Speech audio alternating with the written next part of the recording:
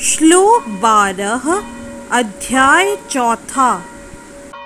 कांक्षतः कर्मणां सिद्धिं यजन्त इह देवताः क्षिप्रं हि मानुषे लोके सिद्धिर्भवति कर्मजा। इस श्लोक में श्री कृष्ण अर्जुन को कहते हैं, इस संसार में मनुष्य सकाम कर्मों में सिद्धि चाहते हैं, फलस्वरूप वे देवताओं की पूजा करते हैं। निस्संदेह इस संसार में मनुष्यों को सकाम कर्म का फल शीघ्र प्राप्त होता है। यदि इस श्लोक का विस्तार करें तो इस जगत के देवताओं के विषय में भ्रांत धारणा है और विद्वत्ता का दंभ करने वाले अल्पज्ञ मनुष्य इन देवताओं को परमेश्वर के विभिन्न रूप मान बैठते हैं। वस्तुतः ये देवता ईश्वर के विभिन्न रूप नहीं होते, किंतु वे ईश्वर के विभिन्न अंश होते हैं। ईश्वर तो एक है, किंतु अंश अनेक हैं। वेदों का कथन है, नित्यो नित्य नाम, ईश्वर एक है। ईश्वरः परमः कृष्णः, कृष्ण ही एकमात्र परमेश्वर है और सभी देवताओं को इस भौतिक जगत का प्रबंध करने के लिए शक्तियाँ प्राप्त हैं। ये देवता जीवात्माएं हैं, नित्यानाम, जिन्हें विभिन्न मात्रा में भौतिक शक्ति प्राप्त है। वे कभी परमेश्वर, नारायण, विष्णु या कृष्ण के तुल्य नहीं हो सकते। जो व्यक्ति ईश्वर तथा देवताओं को एक स्तर पर सोचता है, वह नास्तिक या पाषंडी कहलाता है।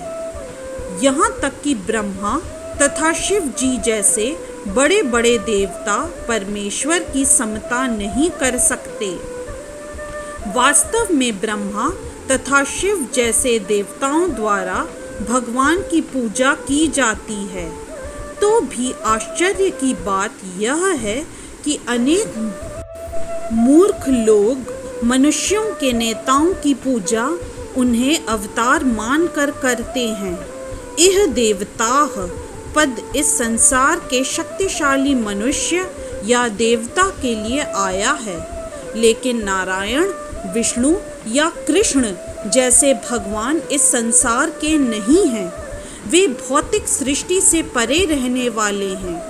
निर्विशेषवादियों के अग्रणी श्रीपाद शंकराचार्य तक मानते हैं कि नारायण या कृष्ण इस भौतिक सृष्टि से परे हैं।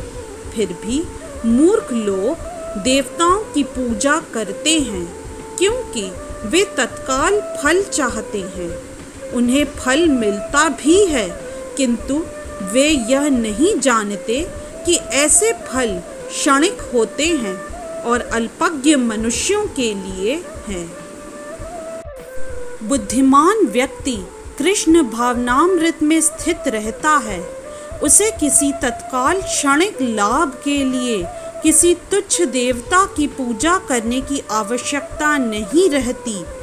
इस संसार के देवता तथा उनके पूजक इस संसार के संहार के साथ ही विनष्ट हो जाएंगे। देवताओं के वरदान भी भौतिक तथा क्षणिक होते हैं। यह भौतिक संसार तथा इसके निवासी, जिनमें देवता तथा उनके पूजक भी सम्मिलित हैं, विराट सागर में बुलबुलों के समान है। किंतु इस संसार में मानव समाज क्षणिक वस्तुओं यथा संपत्ति, परिवार तथा भोग की सामग्री के पीछे पागल रहता है। ऐसी क्षणिक वस्तुओं को प्राप्त करने के लिए लोग देवताओं की या मानव समाज के शक्तिशाली व्यक्तियों की पूजा करते हैं। यदि कोई व्यक्ति किसी राजनीतिक नेता की पूजा करके संसार में मंत्री पद प्राप्त कर लेता है, तो वह सोचता है कि उसे महान वरदान प्राप्त हुआ है। इसलिए सभी व्यक्ति तथा कथित नेताओं को साष्टांग प्रणाम करते हैं, जिससे वे क्षणिक वरदान प्राप्त कर सकें और सचमुच उन्हें ऐसी वस्तुएं मिल भी जाती हैं। ऐसे मूर्ख व्यक्ति इस संसार के कष्टों के स्थायी निवारण के लिए कृष्ण भावनामृत में अभिरुचि नहीं दिखाते। वे सभी इंद्रिय भोग के पीछे दीवाने रहते हैं और थोड़े से इंद्रिय सुख के लिए वे शक्ति प्रदत्त जीवों की पूजा करते हैं, जिन्हें देवता कहते हैं। यह श्लोक इंगित करता है कि विरले लोग ही कृष्ण भावनामृत में रुचि लेते हैं।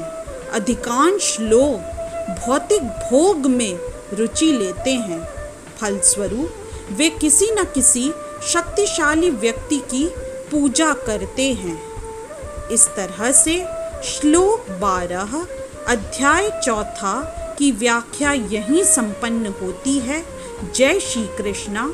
यदि आज का वीडियो आपको पसंद आया तो कृपया लाइक, सब्सक्राइब, कमेंट और शेयर करना न भूलें। चैनल का नाम है मिस्टिक फेथ।